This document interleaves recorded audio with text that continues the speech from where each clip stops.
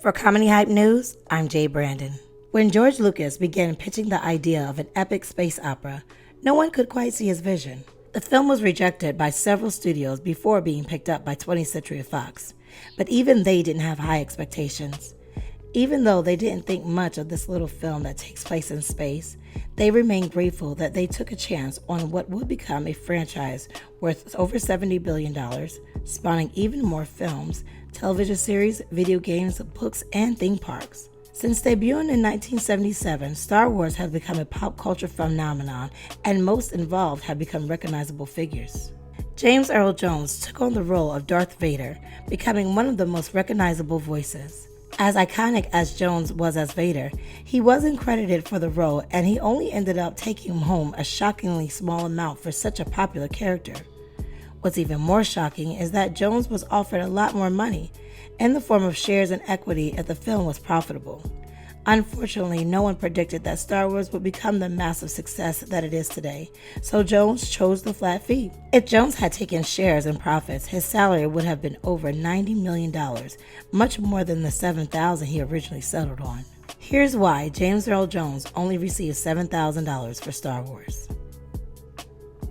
While trying to find someone to play Darth Vader for his unique space film, writer and director George Lucas settled on late actor David Prowse. To Lucas, Prowse fit the physical attributes of Darth Vader, but he didn't approve of his voice, which resembled a West Country English accent.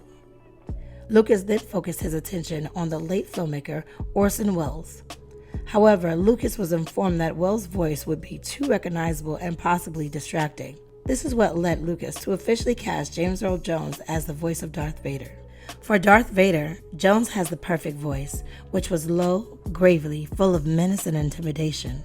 The sound of Darth Vader's voice is one of the most popular in movie history. George has recently admitted that when he hired David Prowse, he thought that was his Darth Vader. This guy is over 6 feet tall, fits in that uniform with a slight Scottish accent. It's a very effective voice, but George wanted, part of the expression, a dark voice. So he hires a guy born in Mississippi, raised in Michigan, who stutters. And that's the voice. That's me. One would assume that if Orson Welles was cast as the voice, he would be an expensive hire. Star Wars was made under a production budget of $11 million in 1977.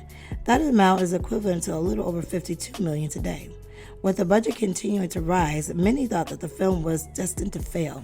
According to George Lucas, the film was rejected by multiple studios before officially finding its home at 20th Century Fox, who only agreed to finance the film under the success of his previous film, American Graffiti. In order to try and save on production costs, Lucas presented Jones with two options: to be paid with points as his salary, which translates as a percentage of the film's profits and equity. The second option was $7,000 flat. With inflation, that amount equals roughly $33,000 in 2022. As previously stated, not many people had much faith that this project would be successful, as evidenced by how difficult it was to get funding. There was no guarantee that the movie would make a profit in the first place, so Jones chose what seemed to be the safer option.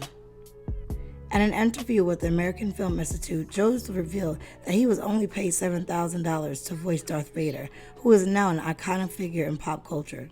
Despite what seems like a low salary, which has since resulted in a billion-dollar franchise, Jones was grateful at the time as he needed the money. When Star Wars was released in May 1977, the film grossed over $775 million at the box office, translating to about $3.5 billion today. Sir Alec Guinness, who played Obi-Wan Kenobi in the movie, decided to accept his salary in points. It's been reported that Guinness's heirs have made an estimated $95 million from his shares from the film's profits. According to sources, Jones recorded his lines in about 2.5 hours. Vader is a man who never learned the beauties and subtleties of human expression, so he figured out the key to my work was to keep it on a very narrow band of expression. That was the secret. Interestingly enough, Jones was not credited for his voice performance as Darth Vader for the first two films. This was done at his own request. According to sources, Jones considered his role the same as Mercedes Cambridge, a voice actor who recorded the voice of the devil in 1973's The Exorcist. Instead of appearing with the case, Cambridge was listed as part of the special effects team. Jones took the same route. When Jones returned for the sequel, Star Wars Episode 5, it's been reported that he didn't see eye to eye with the director George Lucas for the voice.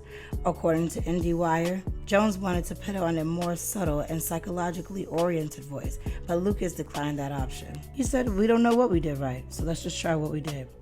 What we found out is you need to keep his voice on a very narrow band of inflection because he ain't human, really. The case of actors choosing cash over equity and residuals is common in the industry, especially for up-and-comers who really need the money.